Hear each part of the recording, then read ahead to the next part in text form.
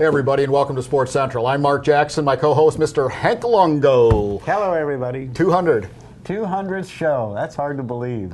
It's Think of how phenomenal. we started off. Yeah, it's phenomenal. We both have lived this long to make it to the 200th show. They've got balloons. Look at this. It's a celebration. I love it. Yeah, the production crew here at PGTV, we had the opportunity to write a little blurb about the show, what it means to have a 200 show, and one of the things I pointed out is that we have a great crew, directors, producers, and camera people. I mean, it's just phenomenal. It's been great. Of course, we had some great sponsors, and the Days Inn and Suites in Lakeland North to sponsor this first segment of Sports Central.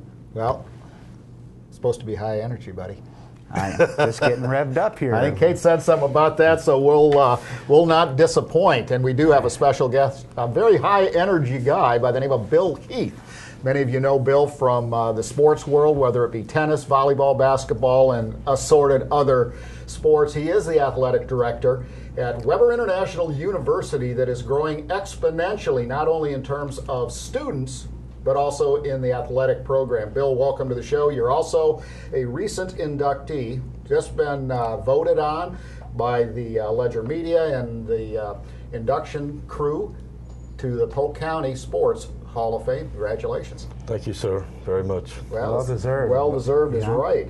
And particularly taking a look at your resume and the things that you've done over the years, it's got to be an honor. Of course, you went to Winter Haven High School, graduated in 1966. A couple of years ago. But nonetheless, your local boy made good, comes back, living in Babson Park now, living the dream. Living the dream. And working the dream at Weber. Yeah, well, that's true. It's been a passion since 1982. Yeah. So you've been at Weber since '82? I came in '82, and you would never guess who hired me at Weber, and you know him very well. Rex? Grant? Grant Pichet. Grant Pichet. Grant Pichet hired me at Weber. In 1982-83, he was the head men's basketball coach at Weber, and they ran an ad for an assistant coach, and I applied and interviewed, and Grant hired me. Then he left after that year. That's why I always kid him. I said, Grant, you got me there. I'm still there. You bailed out on me after 1 year. So. Well, how old is Grant? How old is Grant? Yeah. He should be around 50 now. Okay. Yeah, he was very young at that point in time. Okay. Of course, we all were young. He's still young. We're all young. Yeah. Some younger than others. Yeah, moving right along on that note. Bill, I'll ask you a question now before I die on the show. Celebrating our 200th. Hank finally passed away at 104 years old, but he looked good. He looked good.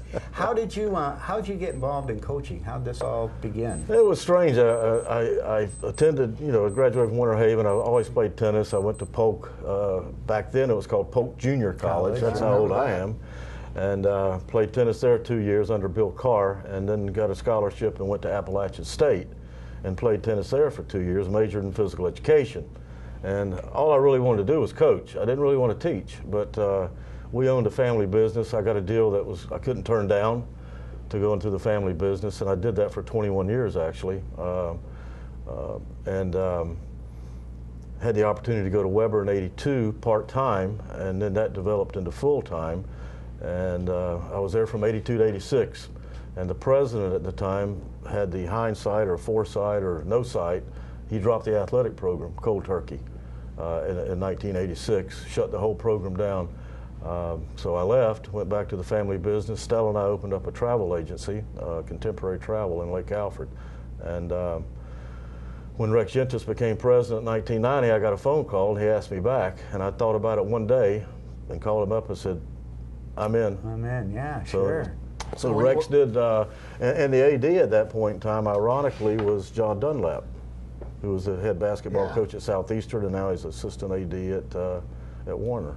Okay. So it's a small world in our little athletic cycle here, in Polk County. Wow. Well, you've got some big plans coming up too. We were talking off air a little bit earlier that the football stadium that you put so much work in and planning and so on, unfortunately because of those sand skinks and gopher tortoises.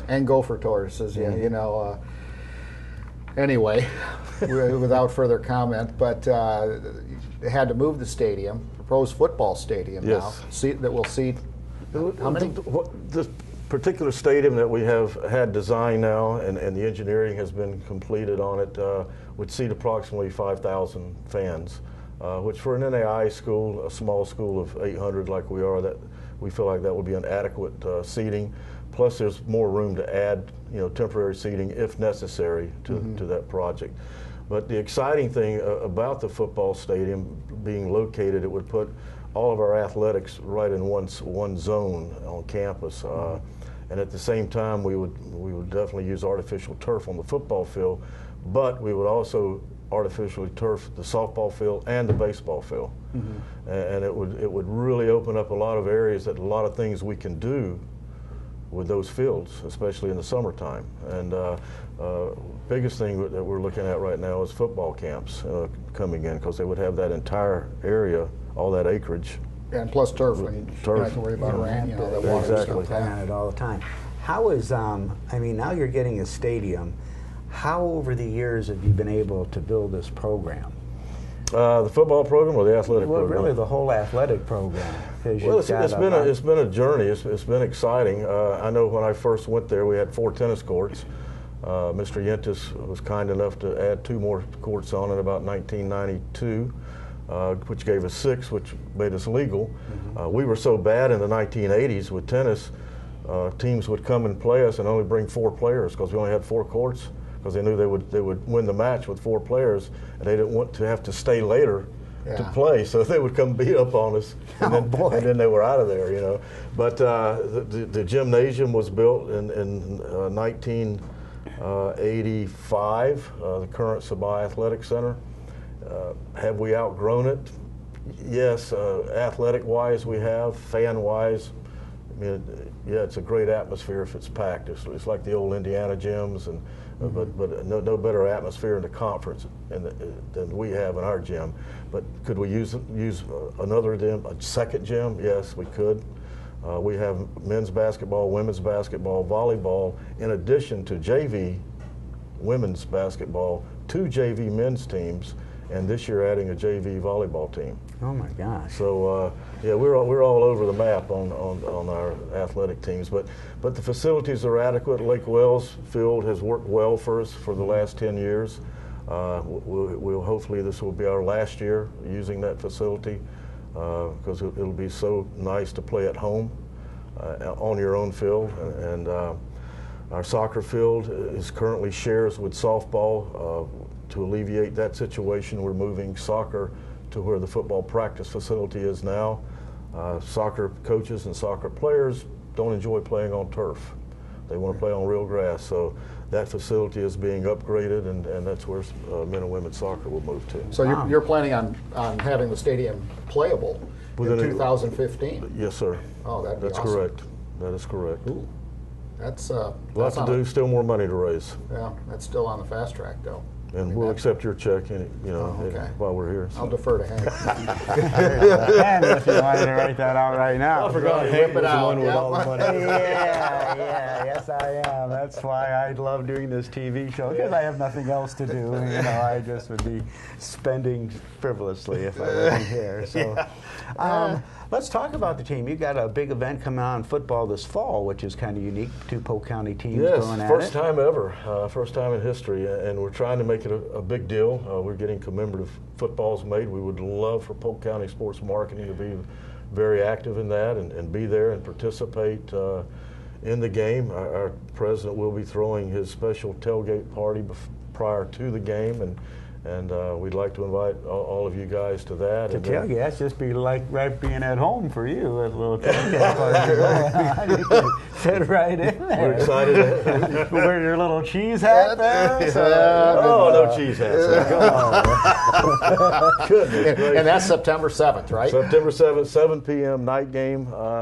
Mark Vassard, your friend, and he's flying in, doing a night flight in with on his hang glider. Yep, to deliver the game ball. Wow. To the middle of the field, and our county commissioner for our area, Melanie Bell, she said she would be there, and excited to always have Melanie at our events, and hopefully more county commissioners and more people will want to come than that. So we're excited. I mean, we're doing a name the game contest right now. I don't know if you saw that in the Ledger, but it's on both websites. So a name of the game. We're looking for a name, and we're looking for someone to help us with a trophy that we'll both settle on. And every year that game would be like the Battle of Crooked Lake or the Battle of Colusa Lake, whatever it's going to be called. And then the team will have a traveling trophy to the winner each year. So we're trying to make it a big deal, which it is a big deal. Yeah, it is, very much so. The Warren Babson. The Warren Babson. Well, there you go. There you go. You need to submit that, sir. There you go. Bill, let's talk a little bit about the Hall of Fame. I mean, yes, obviously, there's you're in good company. Major League Baseball players, NFL players. I mean, it's phenomenal, the talent that we have in Polk County that's come out of Polk County. Not just the athletes themselves, but the people that make it happen as well.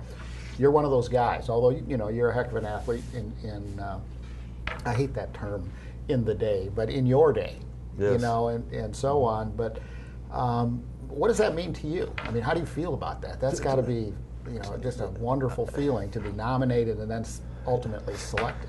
Well, I think I'm still in shock. I mean, it really, I tried to talk my sports information director out of nominating me. I just didn't feel like I was worthy. I mean, you work your whole life, you do what you, luckily for me, I got to really do what I enjoy doing. And you don't coach for that reason. I mean, I feel like Stella was asking me this morning, she says, how many lives have you touched? Because the emails have just been pouring in from all over the world. So, Facebook, and I said, I don't know, Stella, I hadn't kept up with it, but you do it for reasons, not looking to be rewarded or to be awarded. And I don't think it's really set in or hit hard that I'm part of the Hall of Fame. And well, I'm not yet because I haven't been officially inducted, have I? Well, that's I think that's June 25th, if I'm not mistaken. I'm excited. I'm really excited. I may go broke buying tables because I've had so many people from all over the state that have said, we're coming, we're coming, Perfect. we're coming. So, you guys are going to come out smelling like a rose that night. But yeah, I'm excited. I really am. It just hasn't hit. It'll probably hit that night. I mean, might hit hard, which I hope it doesn't, because I've got to talk, I guess, right? Yeah. Well, that's okay. It's and it's truly the best speeches we heard, and have been shorter, but they've been to the point, and it's just the way you feel about the event. And when you hear those types of speeches, those are the most impactful. And a couple of good stories. You know what I'm excited about? Nancy Denton's going in the same time, and Al Kaline. Al Kaline was a childhood hero of mine. When I was young. Al Kaline and Bill Heath. I mean, that makes no sense to me. But anyway, Nancy, she really, really deserved it. And we have two people from East Polk County, and that's very important. Yeah. Going to you know how I feel about that. Oh yeah, a little bit of balance there. But you take a look at the talent that's come out of that side of the the county as a whole. It is extremely unusual. It's anormal or abnormal or whatever the correct term would be. It's really a phenomenal group of people that have just come out of here and succeeded both at the amateur ranks, the professional ranks, and so on. So that's a great honor. We're looking forward to it. It'll be a big night for Polk County. Of course, the Ledger Media Group is there. Also, Bright House Sports Networks. Got a little plug for Bright House. We'll be covering the event again this year with Drew Felios, and that's always just a real pleasure. Kind of a highfalutin affair. Yeah. And it's something that you get once in your lifetime. It's true. Kudos. Thank you, sir. Very much. Appreciate that. Certainly a tribute. One of the Bill, one of the things before we let you go, you talked a lot about your coaching successes you've had, particularly in tennis. That when I read through your bio and this, I didn't realize all of that because it's pretty phenomenal. At least in my opinion. But on the coaching side, and now more the development side of the athletic program there, a lot of the behind-the-scenes things that have happened at Weber to make it much more of a powerhouse in the world of sports, like the weight room. Yes. I mean, you talking about it, man, I like to be in there every single day. I mean, it is phenomenal. phenomenal weight room, and you know, your athletic trainers now. That really had to take a vision and a lot of planning, because it's truly made a difference in your program. Well, we started out, as the athletic program was growing, I've been in the AD 9 years now, and we felt like we needed a strength and conditioning coach, and you know how it is when you talk about spending money, it's difficult. You know, upper administration gets involved, and I know you've been there, done that. But we finally got conceded, and we brought in a graduate assistant to run the fitness center, and he was there 2 years, and of course he's done, he moves on. So we brought another graduate assistant in, and this guy was a keeper. I mean, there's no way we could let that guy leave Weber. And Steve Razzle, he's still there. He's our head strength and conditioning coach, and this young man has vision. I mean, much more so than I have, and he has grown the program. He has a full-time assistant now, and he has 6 interns that come in and they work a semester. Some of them stay 2 semesters, and they take care of all of our student athletes. And we have 600 student athletes at Weber, and they make times. Sometimes it's 5 in the morning, sometimes it's 7 at night, but every team is looked after by that strength and conditioning staff. And it's made a huge difference in our injury situation. Oh, So. Well, Bill, first of all, last of all, congratulations. Thank you, sir. We're proud of you, and it's well-deserved. And we're looking forward to September 7th for the very first collegiate football competition in Polk County. I mean, ever. Between 2 Polk County schools. So that's a big deal. And expect the invitation in the mail. Sir, well, so. we'll definitely be there. It's going to be a good time. So thanks again for joining us. We appreciate it. And ladies and gentlemen, one of you.